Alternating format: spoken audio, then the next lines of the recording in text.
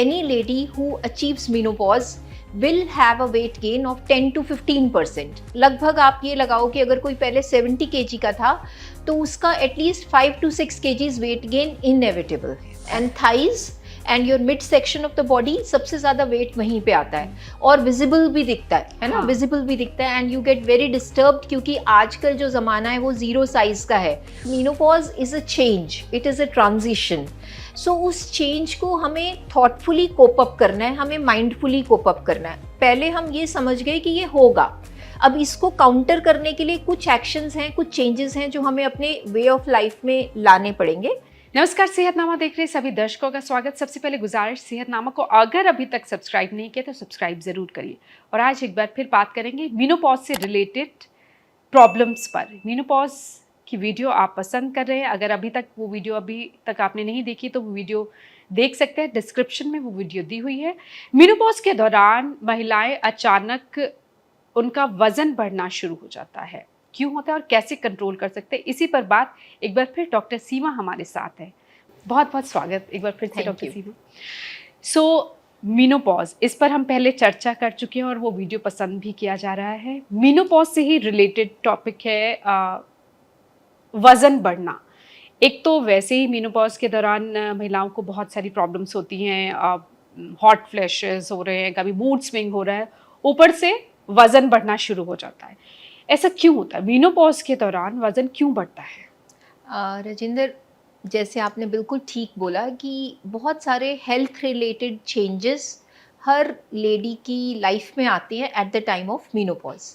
और वो जो चेंजेस हैं वो हम एट्रीब्यूट कर सकते हैं टू द हार्मोनल चेंज, क्योंकि अभी तक जो फीमेल बॉडी है वो यूज्ड टू है एक changes in oestrogen and progesterone hormones को, जिसकी वजह से हमारा मेंस्ट्रुअल साइकिल चलता है. अब जब हमारी ओवरीज अपना फंक्शन करना कम कर देती है तो नेचुरली ये हार्मोन्स हमारी बॉडी में कम हो जाते हैं और कहीं ना कहीं ये हार्मोन्स के डिक्लाइन से, उनकी कमी से हमारा मेटाबॉलिज्म, जिसकी वजह से हम अपनी कैलोरीज जो कंज्यूम करते हैं उनको बर्न करते हैं, वो स्लो हो जाता है. So on an average any lady who achieves menopause will have a weight gain of 10 to 15%. लगभग आप ये लगाओ कि अगर कोई पहले 70 kg का था तो उसका at least 5 to 6 kgs weight gain inevitable है.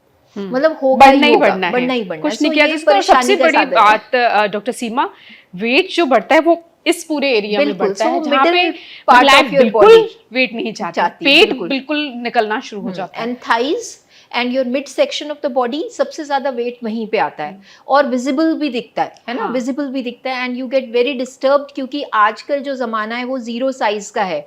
उसमें जब आपका वेट दिखने लगता है तो हर कोई बॉदर हो जाता है.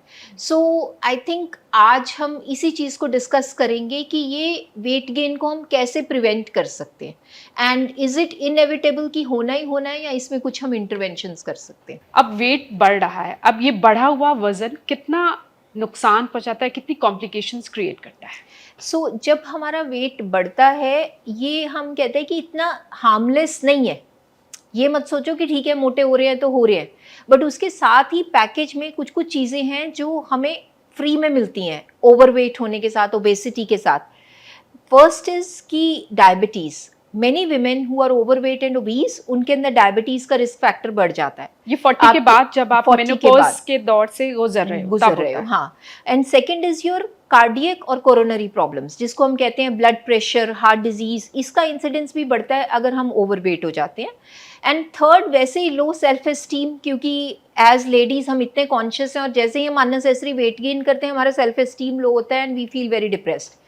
और अगर आप मुझे ये पूछोगे कि कारण क्या है, तो जैसे हमने पहले बोला, वन इज़ हार्मोनल कि आपकी मेटाबॉलिज्म स्लो हो गया, इस वजह से आपका वेट गेन होगा. Second, it can be genetic, कि बहुत सारे फैमिलीज़ हैं जहाँ पे आप देखोगे कि mother is obese, father is obese, तो naturally you have a genetic tendency to be more obese. Next हमारा आ जाता है लाइफस्टाइल. होता क्या है कि इस एज में आके जो लेडीज़ बहुत एक्टिव होती हैं, जब छोटे बच्चे होते हैं हम उनके पीछे पीछे भागते रहते हैं और हमें अपने खाने की उतनी अवेयरनेस नहीं होती. लेकिन जब इस एज में आते हैं हमारे वो एक्सेसरी काम सब कम हो जाते हैं बिकॉज बच्चे अपने इंडिपेंडेंट हो जाते हैं. आपके पास फिजिकल एक्टिविटी उतनी नहीं है. सो एज अ रिजल्ट आपकी फिजिकल एक्टिविटी कम होने से ऑटोमेटिकली आप वेट पुट ऑन करते हैं. So one is this. Next, जब आपकी स्लीप डिस्टर्ब होती है, बहुत लेडीज़ हैं जिनको मेनोपॉज के टाइम पे स्लीप डिस्टर्बेंसेस होती हैं, रात को सो नहीं रहे हैं, तो आप जितना टाइम जाग रहे हैं आप स्नैकिंग ज़्यादा कर रहे हैं, सो अनमाइंडफुली आप ज़्यादा कैलोरीज कंज्यूम कर रहे हैं जो आपको अगेन एट रिस्क कर देती हैं of increase weight gain. So basically हमारा लाइफस्टाइल जो कि हमें प्रोन करता है, जेनेटिक फैक्टर्स हैं, हार्मोनल चेंजेस हैं, सो ये सारी चीज़ें जो हैं ये हमें वेट गेन की तरफ प्रीडिस्पोज करती हैं। अब इसे कंट्रोल कैसे किया जा सकता है, क्योंकि बेली फैट को कम करना it's really a big challenge for every women I think. और कई बार तो हम गिव अप कर देते हैं कि नहीं अब ये हो नहीं रहा, रहने दो इसको, जैसे है चलने दो। देखो ये है कि since menopause is a change, it is a transition, so उस चेंज को हमें थॉटफुली कोप अप करना है, हमें माइंडफुली कोप अप करना है। पहले हम ये समझ गए कि ये होगा, अब इसको काउंटर करने के लिए कुछ एक्शंस हैं, कुछ चेंजेस हैं जो हमें अपने वे ऑफ लाइफ में लाने पड़ेंगे। First we have to eat mindfully, हमें अपनी ईटिंग को माइंडफुल करना है, सोच समझ के खाना है, सोच समझ के खाना है। आपको on an average 200 calories come consume करनी है, क्योंकि आपकी फिजिकल एक्टिविटी कम हो गई है, आपका मेटाबॉलिज्म स्लो हो गया है। अगर आप कम खाएंगे तो आप मेंटेन करेंगे, अगर आप प्रीवियस जितना ही खाते रहेंगे तो आप गेन करेंगे। So you have to eat mindfully. उसमें हम अपने कहते हैं कार्बोहाइड्रेट्स जो हैं वो कम करिए, मीठा कम करिए, और ये जो रिफाइंड शुगर्स हैं ये ना लीजिए। मीठे की क्रेविंग क्यों होती है इस वक्त? वो अगेन हार्मोनल चेंजेस की वजह से होती है। एक तो मीठे की क्रेविंग हो रही है और ऊपर से मीठा खाना भी नहीं है। कम खाना है, कम खाना नहीं खाना नहीं। आप कॉम्प्लेक्स शुगर्स ले सकते हैं, जैसे फ्रूट्स ले सकते हैं। अगर आपको बहुत मीठा खाने का, ग्रेप्स खाइए, कम नुकसान करेंगे, मिठाई खाएगी तो ज़्यादा नुकसान करेगी। देन अगर आपने चॉकलेट खानी है, you reduce the size of the serving, कि आप थोड़ा लीजिए ना, पूरा स्कूप नहीं खाइए। सो अगर आप माइंडफुली खाएंगे तो आप उसको खा सकते हैं, बिल्कुल जीरो नहीं करना है, सिर्फ कम करना है। So one is mindful eating. Second, we have to increase our physical activity, so you have to move more. होता क्या है कि इस स्टेज पे हमारे काम कम हो जाते हैं, हम सब बैठे रहते हैं, या टीवी वॉच करेंगे या अपना सोशल नेटवर्किंग पे इंडल्ज करेंगे, है ना। So you have to move more, be on your toes, keep walking. So they say आपको एटलीस्ट 120 मिनट्स ऑफ एक्सरसाइज जो है वो एक हफ्ते में करनी है।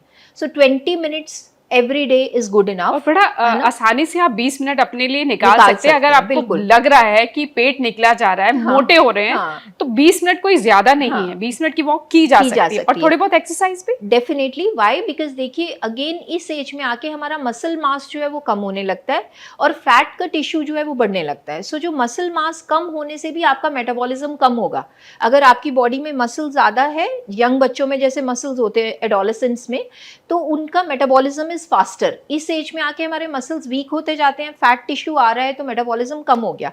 तो strength training exercises have to be done, चाहे आप योगा कीजिए, चाहे वेट ट्रेनिंग करिए, पर 15-20 मिनट आपको स्ट्रेंथ ट्रेनिंग करनी है, ताकि आपका मसल मास जो है वो रिटेन रहे। अगर आपका मसल मास ठीक रहेगा, मेटाबॉलिज्म अच्छा रहेगा और आप कम वेट गेन करेंगे। तो mindful eating, increase your exercise. आप चाहे पहले एक्सरसाइज रेगुलर नहीं करते थे, अब आपको करनी पड़ेगी। अगर आप करेंगे तो you will be healthy and fit, otherwise फिर वो ओबेसिटी वाला साइकिल ऑन हो जाएगा। थर्ड ये है कि हमें अपनी स्लीप का ध्यान रखना है, हमें अपनी क्वालिटी ऑफ स्लीप बेटर रखनी है। अगर हम रात को लेट तक जगते रहेंगे, डेफिनेटली आप अनमाइंडफुली खाओगे और वो भी आपके मेटाबॉलिज्म को एडवर्सली अफेक्ट करेगी। देन डिप्रेशन, कई लोग आउट ऑफ डिप्रेशन ही खाते रहते हैं। So good social support is also very important at the time of menopause, because many women they have empty nest syndrome. उनको लगता है सब कुछ, बच्चे अपने कॉलेज में चले गए, अकेलापन महसूस होता है, तो उस वजह से वो डिप्रेशन में भी ओवर ईटिंग करते रहते हैं, अनमाइंडफुली खाते हैं। तो they must inculcate a hobby. सब लेडीज को कोई ना कोई अपने लिए हॉबी, चाहे वो रीडिंग है, चाहे गार्डनिंग है, चाहे उनको पेंटिंग है, म्यूजिक है, कोई ना कोई हॉबी इस टाइम पे जरूर लेनी चाहिए, ताकि वो एक्टिव रहें और एनर्जेटिक रहें। परिवार का ध्यान कर लिया, बच्चे पाल लिए, अब खुद पे ध्यान देने की जरूरत है, टाइम खुद का ख्याल रखने की बिल्कुल जरूरत है। इस टाइम पे आपकी बॉडी डिमांड करती है कि आप अपने बारे में सोचें। अगर आप वो नहीं करेंगे तो फिर वील सफर।